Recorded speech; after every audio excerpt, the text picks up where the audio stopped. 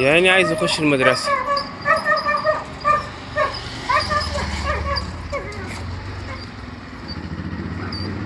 قفلوا على عيالها، قفلوا على عيالها ومش عارفة تخش. بصوا عاملة ازاي، خرجت وسايبة عيالها جوه. بص المنظر يا عيني، مسكينة. عامل لك ايه؟ طيب هخبط عليهم، استنى.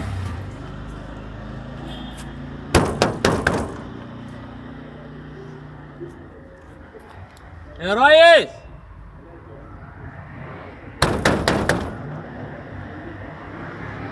يا ريس،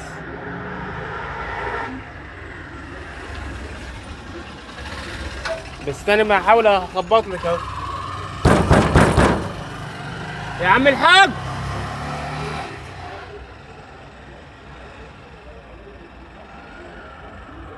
يا ريس، هو يظهر انه راح يجيب حاجة ومش لاقيه. نحاول بقى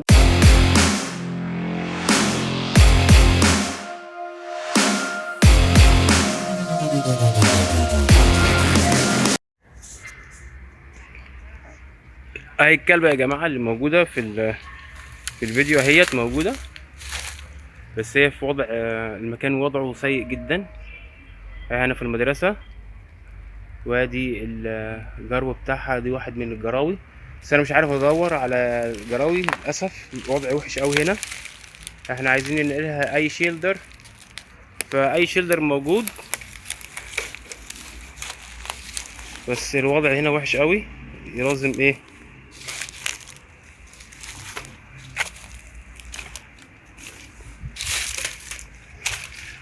وضع وحش قوي. لو في شيلدر يجي بقى ياخدها قبل ما تفطم عيالها.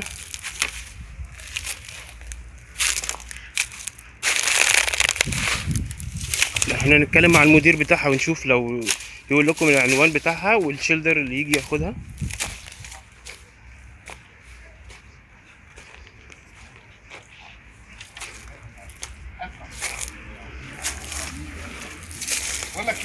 حضرتك لا يا استاذ، لو شيلدر جه ياخدها عندكم منع؟ طيب ممكن تقول لهم عنوانك ايه؟ 3 شارع النعيم بمجمع مدارس التونسي، المنطقة التونسي. حضرتك كنت موافق على التصوير طبعا؟ طبعا موافق على التصوير. قول بقى مشكلتك مع الكلاب واللي جايبوها. لسبب معين، عشان خاطر احنا مش مسؤولين عن الكلام دوت. طيب ايه مشكلتك مع مؤسسة حكومية، واخد بال حضرتك، بيها اطفال، فدي طبعا بتيجي غفله ان كلب يخش مدرسه ولا حاجه يولد فيها ولا الكلام دوت. واحنا كنا بنبحث عن حد يطلعها لنا بره، هي واولادها، تعيش عيشه بره بعيد عن حته قفل الباب وطلق الباب واللي بيحصل ده. واحنا مراعينا من ساعه ما ولدت. هتعرف اسم حضرتك؟ بكر حسين، ماشي يا مدرسه التونسي. ماشي يا استاذ بكر. يعني انت ما عندكش اي مشكله دلوقتي غير ان الكلبه بتاذي كمان الطلبه؟ الطلبه طبعا تعد خطر من اخطار طبعا على الطلبه، ودي مش اول حاله حصلت قبل كده.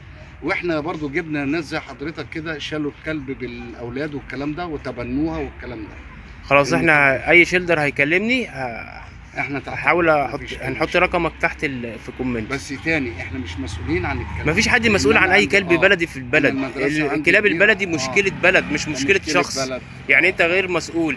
اذا كنت صحيتوا وقفلتوا الباب ده غصب عنكم، وده معروف. الناس مش بتحملكم مسؤوليه، مفيش حد بيحملك مسؤوليه. احنا عارفين ان مشكله الكلاب البلدي، بس التعليقات تكون لصالحنا. التعليقات لان الناس فاهمه غلط، كانت فاهمه ان في حد متعمد. انت عارف في ناس متعمده. يبقى نوصل لهم الصوره تمام. لا احنا وصلنا لهم باللايف وقلنا لهم ان ست كبيره وما كانتش عادله. دي مؤسسه تعليميه فيها عامله عهده، دي ليها برضو موظفه زي اي حد، وليها مواعيد، وفي نفس الوقت لازم المدرسه تتقفل عشان فيها عهده.